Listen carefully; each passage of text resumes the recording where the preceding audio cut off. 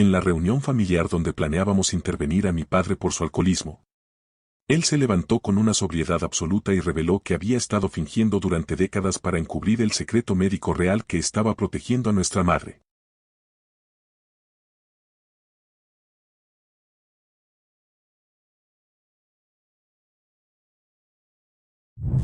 El aire en la sala de estar de la tía Elena era más pesado que el pastel de manzana que reposaba intacto sobre la mesa. Éramos la familia completa, con la notable excepción de una persona, mi padre, Carlos. Su ausencia era el motivo de nuestra reunión, una intervención planeada meticulosamente por mi hermana mayor, Sofía. Una psicóloga con la firme convicción de que solo un esfuerzo conjunto podría sacudir a mi padre de lo que considerábamos una espiral de autodestrucción. Mi padre, un hombre que alguna vez fue el pilar de nuestra familia, un brillante ingeniero y un amante de la jardinería, se había convertido en una sombra de sí mismo. Durante los últimos 15 años, su consumo de alcohol había pasado de ser un hábito social a un problema evidente y preocupante. Sus accidentes se habían vuelto más frecuentes, el auto rayado, las promesas rotas, la mirada perdida. Mi madre, Clara, siempre lo defendía, con una lealtad que a mí me parecía ciega. Tu padre tuvo un mal día, o se siente un poco indispuesto, eran las excusas recurrentes. Pero nosotros, los hijos, veíamos la verdad. Su alcoholismo no era solo un vicio, era una barrera, una forma de evitar la vida y a nosotros. ¿Están todos de acuerdo con el plan?, preguntó Sofía, su voz calma pero firme. Le diremos a papá que tenemos una cena de cumpleaños para él. Cuando llegue, cada uno de nosotros leerá una carta, explicando cómo su adicción nos ha afectado. Mamá, tú irás primero. Mi madre, sentada en una esquina, se limitó a asentir. No nos miraba a los ojos, su silencio era una capa protectora.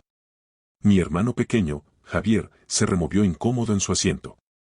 No sé si puedo hacer esto, susurró. Mi tía Elena, siempre la más directa, dijo, tienes que hacerlo, Javier. Por tu padre. Es la única forma en que entenderá el daño que nos está haciendo. Yo, por mi parte, tenía sentimientos encontrados.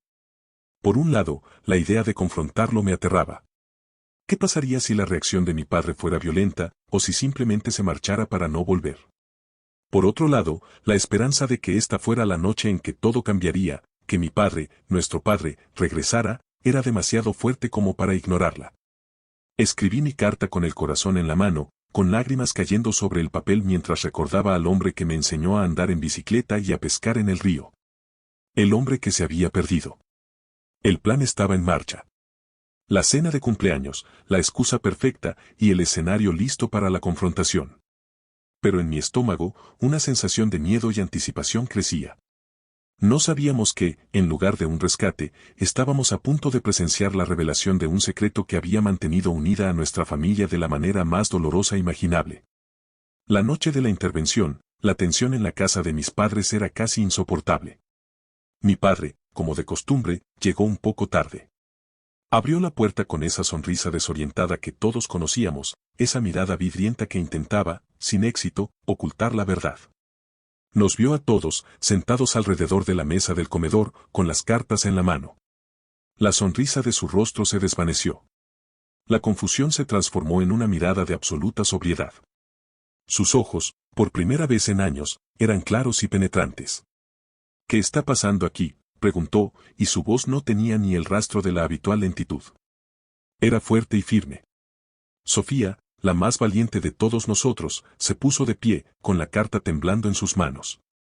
Papá, estamos aquí porque te amamos. Y porque necesitamos que nos escuches. Empezó a leer la carta que había escrito, sus palabras llenas de dolor y de preocupación. Hemos visto cómo has cambiado, cómo la bebida te ha arrebatado. Y no podemos seguir viendo cómo te pierdes. A medida que Sofía hablaba, mi padre la miraba fijamente. Pero no era la mirada de un hombre borracho. Era una mirada de profunda tristeza y compasión. Cuando ella terminó, se sentó de nuevo. Fue el turno de mi hermano Javier, que leyó su carta entre sollozos. Mi tía Elena, con su voz de acero, lo confrontó directamente.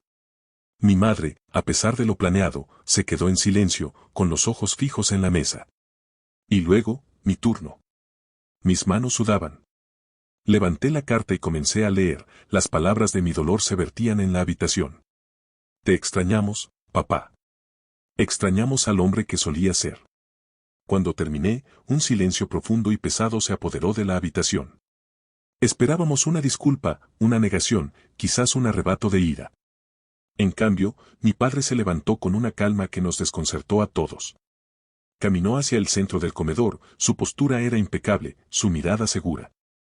¿Terminaron?, dijo. Era una declaración, no una pregunta. Ahora, por favor, permítanme hablar. Nadie dijo nada. Él miró a mi madre, y de repente, una comprensión tácita pareció pasar entre ellos. Mis hijos, mi familia. He de confesar que la reunión que acaban de tener es una que he temido desde hace años. Pero no por las razones que ustedes piensan. He de confesar que lo que han visto en mí durante la mayor parte de mi vida no es lo que parece. Su mirada se clavó en cada uno de nosotros. Durante 15 años, continuó, he fingido ser un alcohólico. Cada uno de esos incidentes, cada uno de esos momentos de torpeza, de desorientación, los planifiqué. Me aseguré de que todos ustedes creyeran que el alcohol era la razón de mi comportamiento. Las palabras cayeron sobre nosotros como bloques de hielo.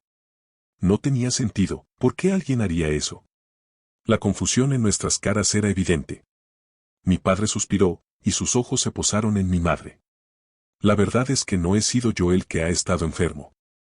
La persona que he estado protegiendo durante todo este tiempo es su madre. El aire se congeló. Mi madre, que siempre había sido la fortaleza, la roca de la familia, nos miraba con los ojos llenos de lágrimas. Mi padre se arrodilló a su lado, tomó su mano y la miró a los ojos.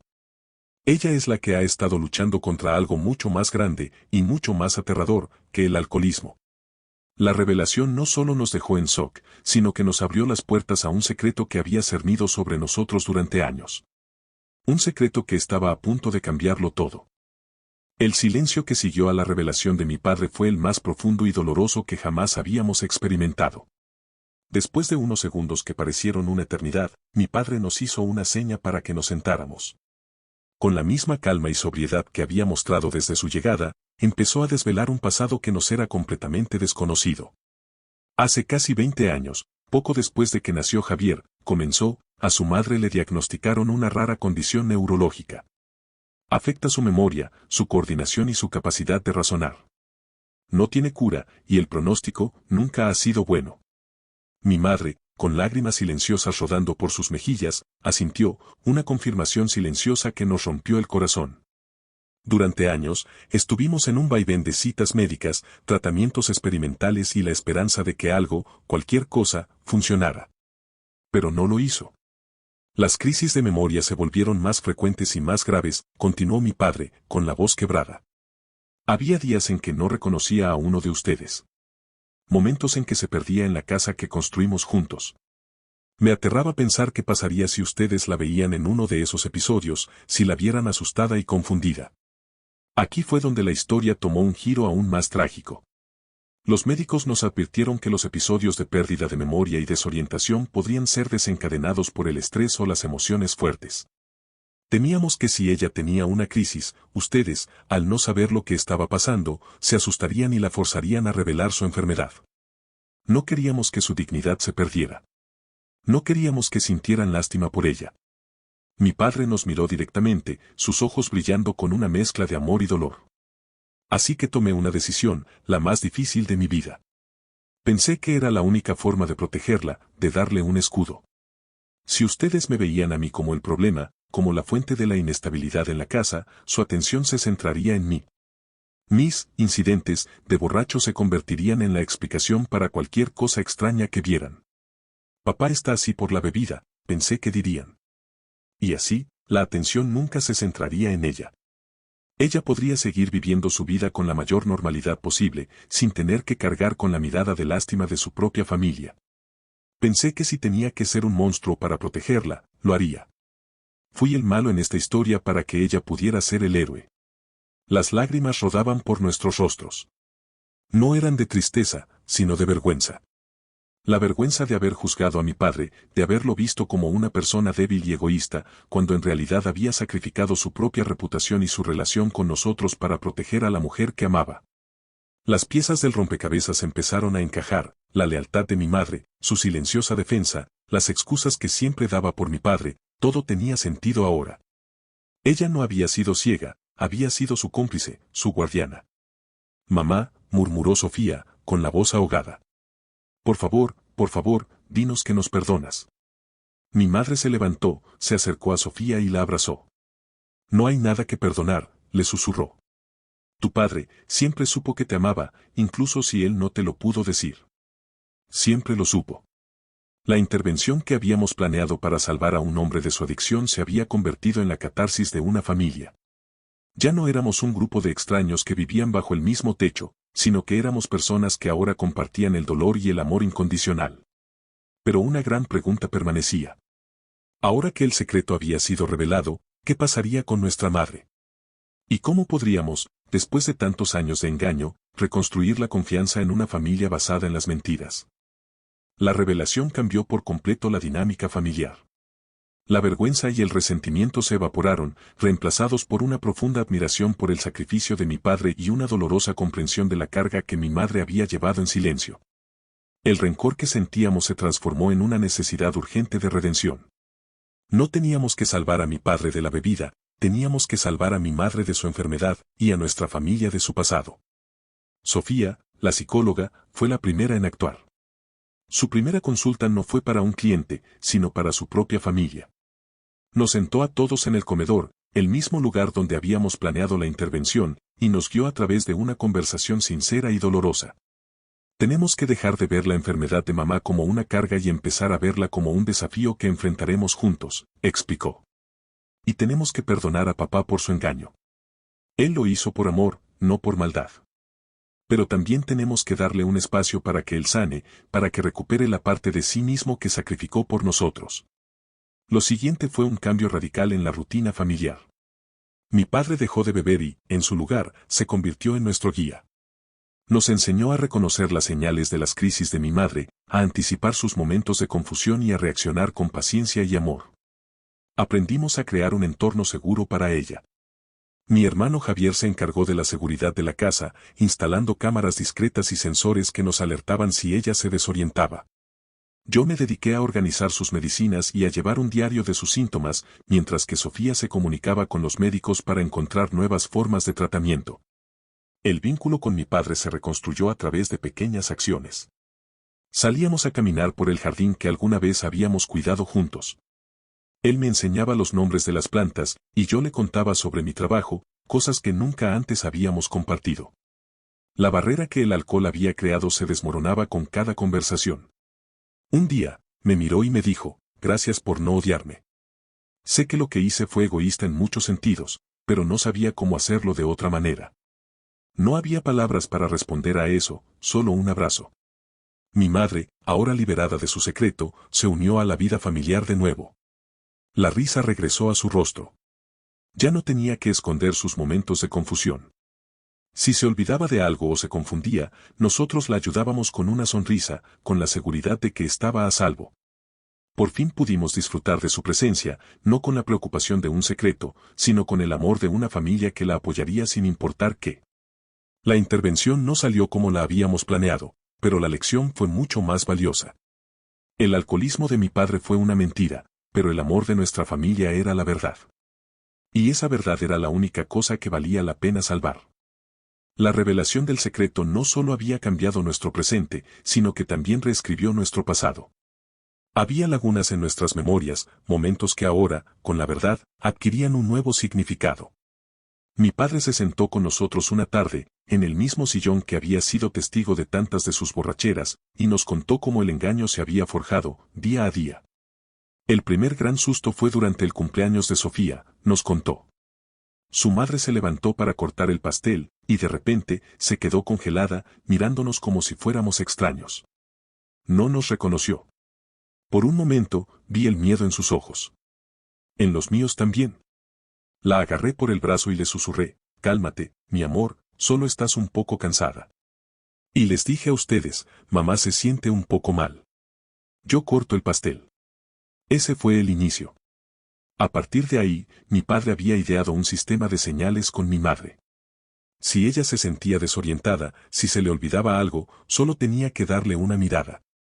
Y él, con una asombrosa habilidad actoral, fingiría una torpeza, tiraría un vaso de agua o se pondría a balbucear.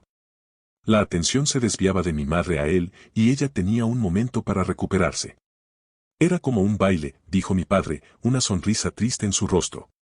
Y mi pareja era una enfermedad que nos quitaba lentamente lo que más amábamos.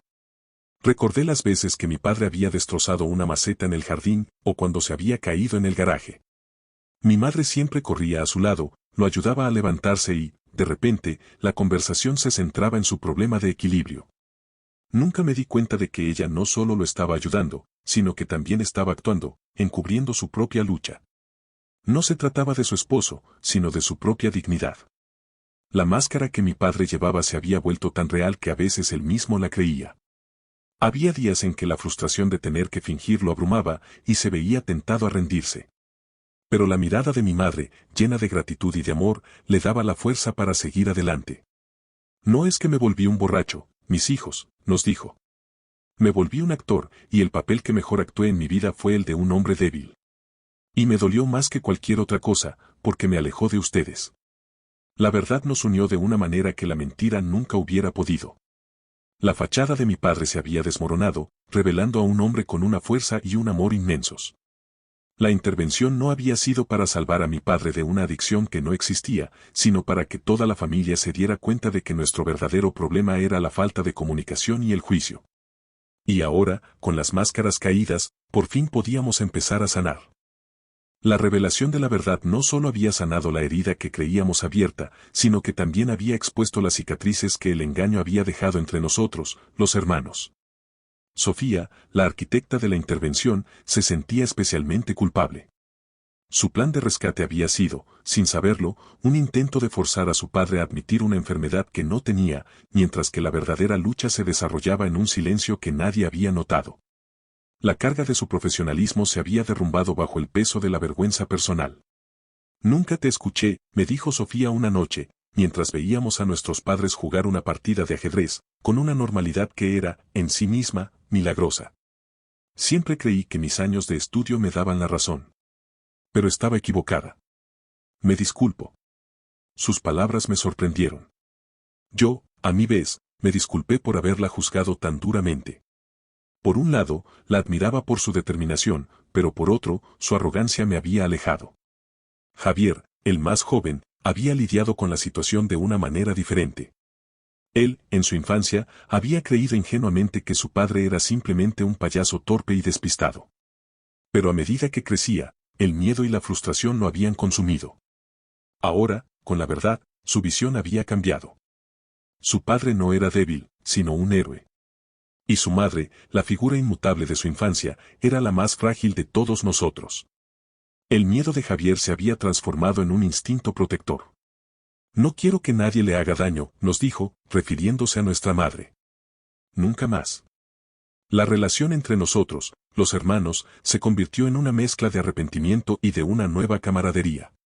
Nos dimos cuenta de que, en nuestra ceguera, cada uno había buscado su propia forma de lidiar con el problema de nuestro padre, sin comunicarnos entre nosotros. Sofía, con su lógica, Javier, con su negación y, yo, con mi rencor silencioso. Ahora, las cartas que habíamos escrito con tanto dolor se habían convertido en las bases para una nueva forma de comunicarnos. Dejamos de culparnos y de culpar a nuestros padres, y nos enfocamos en el futuro. El problema de nuestra madre ya no era un secreto vergonzoso, sino un desafío que enfrentaríamos juntos, como una familia. Ya no éramos 3 islas, sino que éramos un archipiélago conectado por un mar de comprensión y de amor incondicional. La intervención que habíamos planeado no había salvado a mi padre de un vicio, sino que nos había salvado a nosotros mismos de un pasado de resentimiento y de una falta de honestidad que, sin saberlo, nos estaba consumiendo. Y con el pasado ya no como una carga, sino como una lección, estábamos listos para enfrentar cualquier cosa que el futuro nos deparara. El tiempo que siguió a la revelación fue una coreografía delicada, un baile entre la memoria y el presente, con mi padre como el cuidador silencioso y mi madre como la estrella de la función. La casa, que una vez fue el escenario de la farsa de mi padre, se convirtió en un refugio de amor y paciencia. Mi madre, libre del peso de su secreto, se había transformado. Ya no tenía que esconderse en su silencio, ni pretender una normalidad que se desvanecía. Había días buenos, en los que su mente era lúcida, y nos deleitaba con anécdotas de su infancia, o con el recuerdo de la primera vez que mi padre le propuso matrimonio.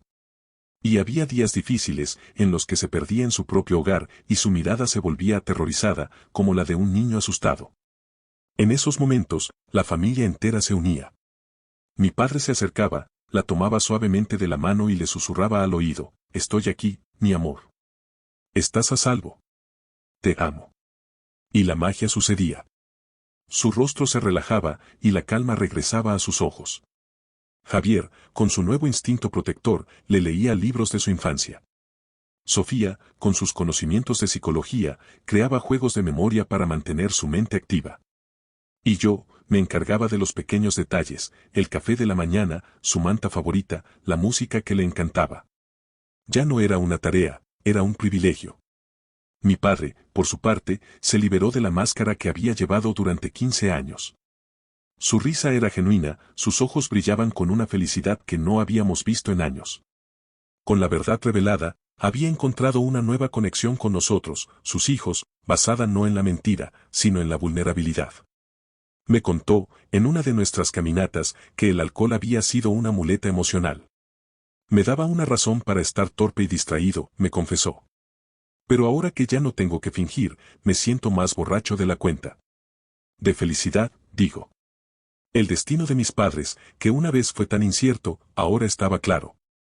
No había cura, no había un final feliz en el sentido tradicional. Pero había amor, y había una familia que había encontrado una nueva fuerza en la honestidad. La enfermedad de mi madre no era un problema a resolver, sino una parte de nuestra vida que abrazar. Y la lección que nos había dado mi padre, con su farsa, era que el amor no se trata de proteger a las personas de la verdad, sino de acompañarlas con la verdad.